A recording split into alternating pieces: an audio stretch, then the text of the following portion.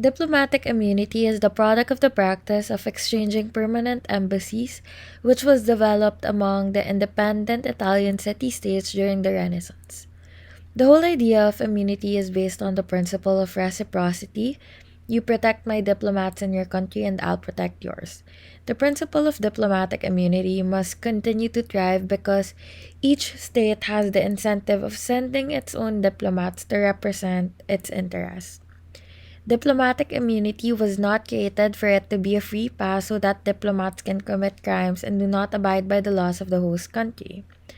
Miss Lan and Streech like to teach about diplomatic immunity because it exemplifies the role of reciprocity in international law. It recognizes the ability to communicate with other states because it is way more valuable than the pleasure that is obtained from choosing violence. Moreover, it was emphasized that diplomatic immunity paves the way to discuss the role of power in international relations by the help of several anecdotes. An example of this would be the story that took place in 2004 in the Romanian capital of Bucharest. On December 4, 2004, 31-year-old U.S. Marine Embassy Guard Sergeant Christopher Van Gotham drove his Ford SUV to a red light and crashed in the taxi.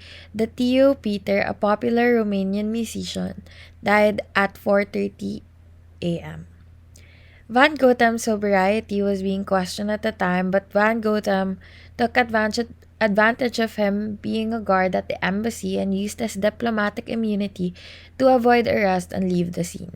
The Romanian government demanded accountability and requested that the US government lift his immunity so they could press charges. However, the US refused to drop Van Gogham's immunity and fled him out of Romania on a flight to Germany instead. This case gave the US a bad reputation because of the unlawful things that were done overseas by people representing their country, and it is pretty cowardly to flee afterward instead of facing the consequences of such actions.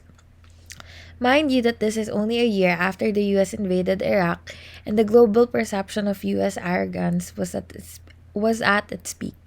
Needless to say, the USA did not need any more dirt in their hands.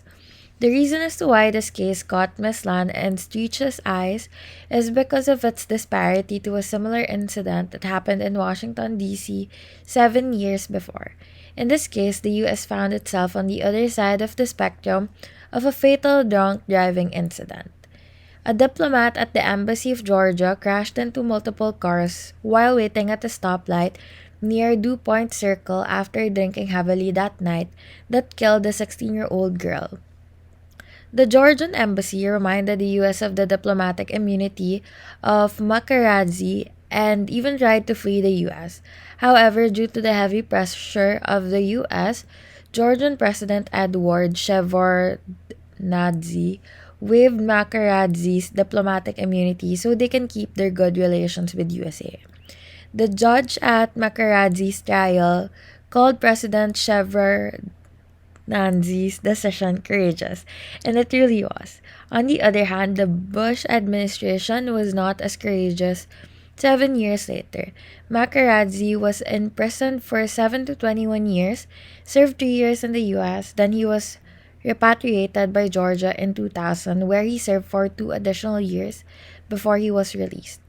The divergence in these cases is a good way to demonstrate the importance of power in spite of the fact that these states are allies and cooperate with each other in international law.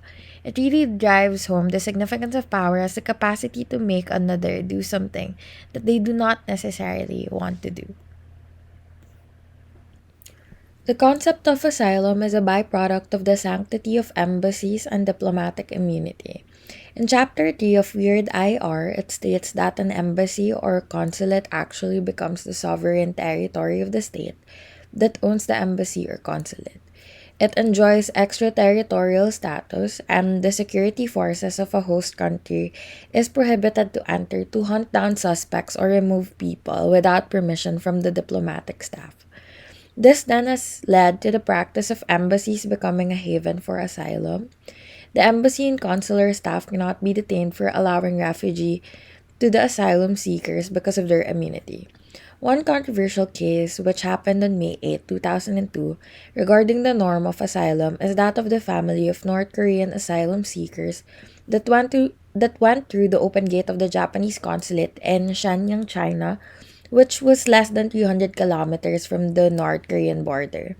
An excellent documentary that depicted this was called Soul Train. It covers their story regarding the North Korean defectors.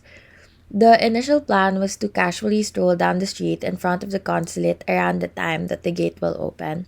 Then, at the last second, they would barge in through the gate of the consulate.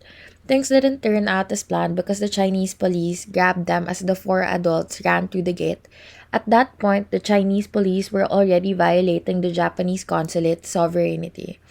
An additional policeman even entered the premises to help his colleagues, knowing that they already violated by entering. A diplomatic spat arose between China and Japan because of this, and Japan demanded an apology from China due to them violating the consulate's extraterritorial status. Japan also requested for China to hand over to them the detained asylum seekers to be united with the two men rather than returning to North Korea and facing brutal punishment. Eventually, China released the treaty to the Japanese officials and held a news conference with the entire family as they reunited.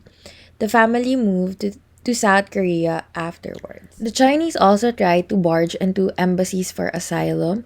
On February 6, 2012, Wang Lijun entered the American consulate in Chengdu, China, because he was being chased by the guards of Bo Xilai, a Communist Party secretary, a powerful politician.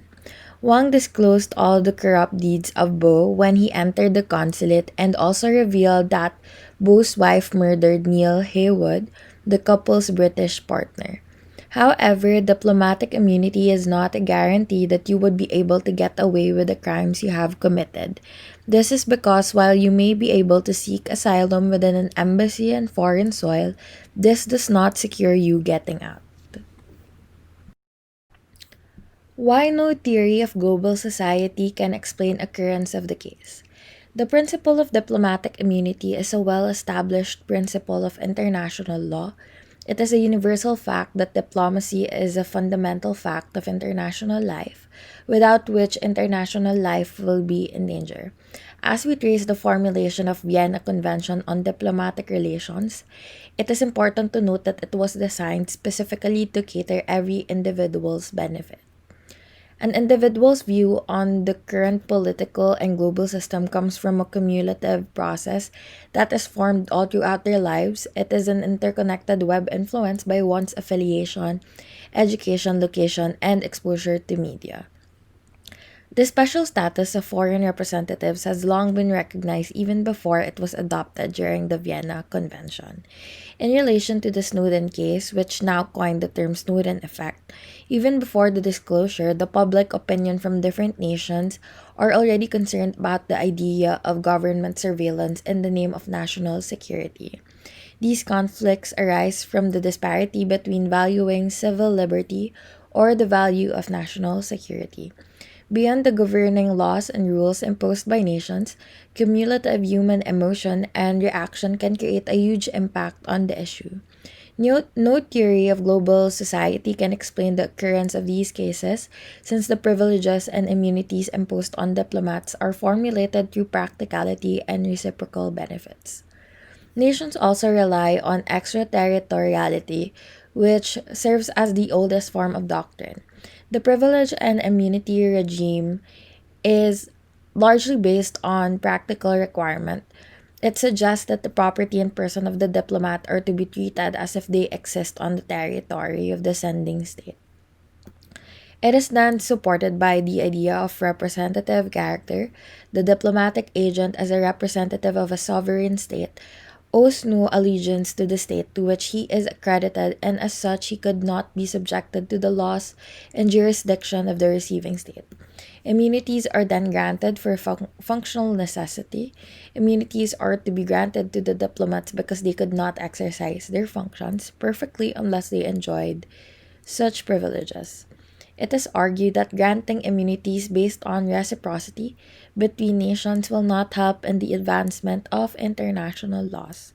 This would also cause confusion and uncertainty for the administrative authorities of the state, as well as for the municipal courts of the country. So, how we should approach the world of theory versus the real world? Constructivism is the theory that hypothesizes that the meanings and views in the world are not fixed. Instead, they change over time depending on what the actors involved views. We see that each actors, in this case study, the governing body of the nations involved, approach to diplomats is different depending on the relationship with the countries the diplomats represent. However, theories only serve as a guiding principle to how the real world functions. This is because changes and development in theories occur due to the different factors happening in the real world. As much as an ideal setup is favored in order to produce more benefits for everyone, it is impossible to fully apply a theory in real life because these models are not based on reality.